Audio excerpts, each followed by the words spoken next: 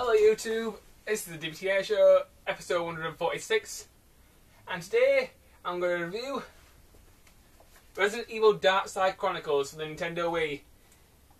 This is a very good rail shooter, and it's about time I reviewed it, so let's go.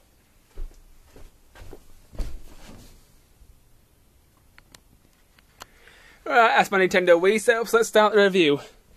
Now, Resident Evil Darkside Chronicles is a very good Resident Evil game. It's a rail shooter just like Umbrella Chronicles, and the game takes old Resident Evil games and turns them into a rail shooter sort of style.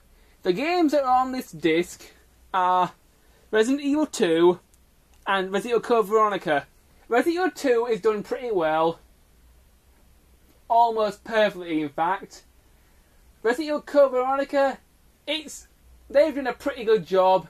Although in some ways I think they could have done better, but they have done a pretty good job. There's also a bonus game called Operation Java, which is quite a short adventure which explains how Krauser became evil in Resident Evil 4, which is kind of fun to play. It's kind of interesting to see how Krauser became evil. Anyway, so that's what games are on the disc. Now let's talk about multiplayer. The multiplayer of this game is very, very good. You can play 1 or 2 players, and it's just really good. Me and Adam's played this game quite a lot. It's a lot of fun. Let me just hop into the level and talk about controls.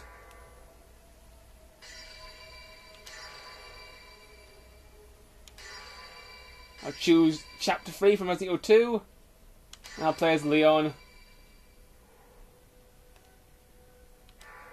Those weapons will do. Right, let's go.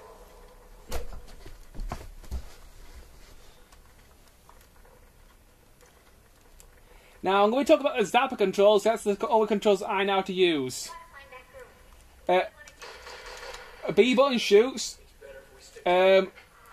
Hold Z and wave your remote, you can use the knife.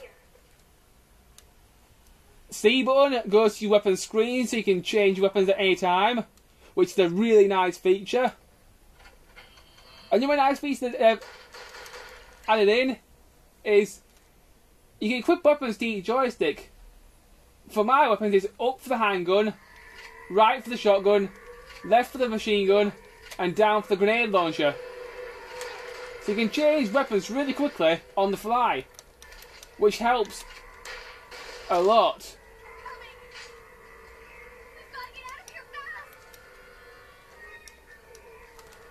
That's really nice. The controls of the game are very simple and they work really, really well. I have played with the Wii remote a couple of times and those controls are also really good.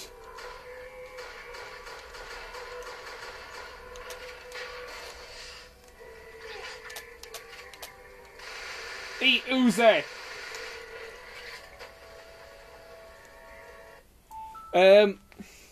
So controls for this game are really good.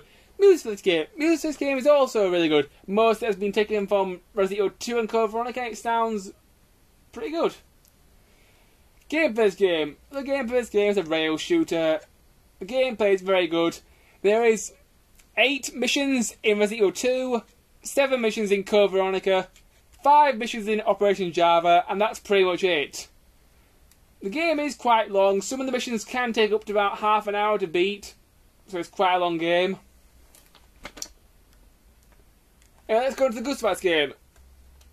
With the Gustavus game, the story is very good. Resident Evil 2 and Resident Evil Code Veronica have all been redone very well. Operation Java is quite interesting as well. The gameplay of the game is very good. It's very addictive and a lot of fun, especially when you've got a friend around to play with. Throughout the levels, if you press the C button, you can use your herbs or health spray that you've picked up. Depending on which difficulty you play in, the herbs will recover different amounts of health.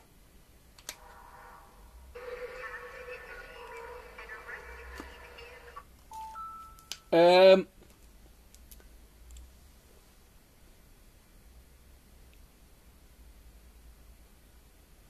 other part of this game are the cutscenes. The cutscenes are very well done. Most of them are brand new ones. They are very similar to the original Resident Evil 2 and Resident Evil Code Veronica games.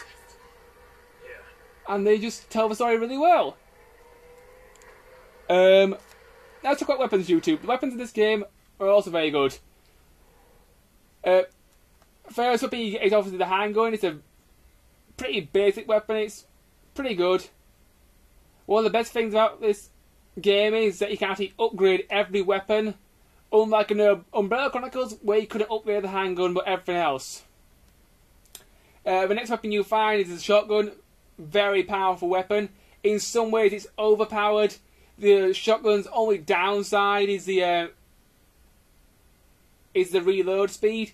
The reload speed is always a grade C and you can never upgrade it, which is a bit of a shame. Next weapon you find is the submachine gun. Very good weapon. Got a massive clip and it's just really useful.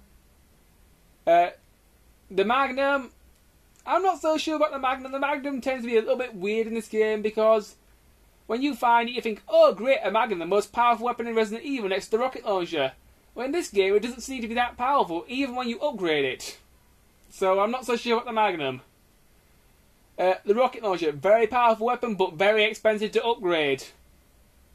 Grenade launcher, very good weapon. Very good for taking out lots of zombies and enemies at once. One of the main problems with the grenade launcher in this game is that it seems to fire in an arch sort of way. So hitting targets that are high above and targets that are far away can be very difficult. Next weapon is the bow gun. Bow gun, very good weapon. It's kind of like the machine gun, but a lot more powerful. That's the way I see it anyway. And then you got grenades, very good weapons. They work really well. There's also one more weapon which I haven't unlocked yet, called the linear launcher. You only get that after you beat hard mode.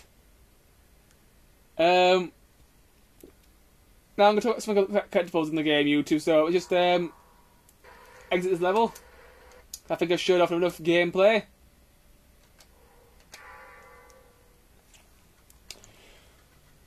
Basically, whilst you're in a level, if you see a light bulb or a fuse box, something like that, if you shoot it, sometimes you will find a collectible inside it.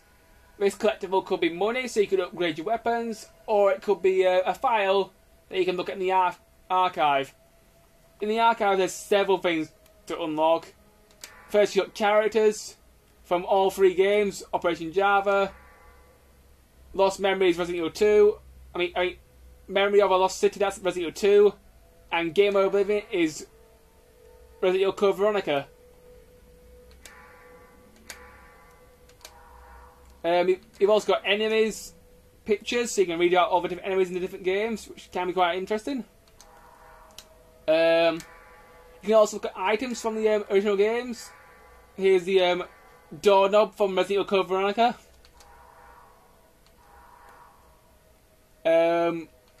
You've also got text files where you can read about the game and stuff. You've got cutscenes. These are pretty easy to unlock. The only cutscenes that I found that were difficult to unlock was the secret ending to Operation Java, but I won't talk about that too much because it'll spoil the story for you. There's also voice recordings of the game, which tells you a little bit more about the game storyline. And the final thing is titles. Titles are basically achievements. Anyway, YouTube, I've run out of time, so I'll talk about the achievements in the next part.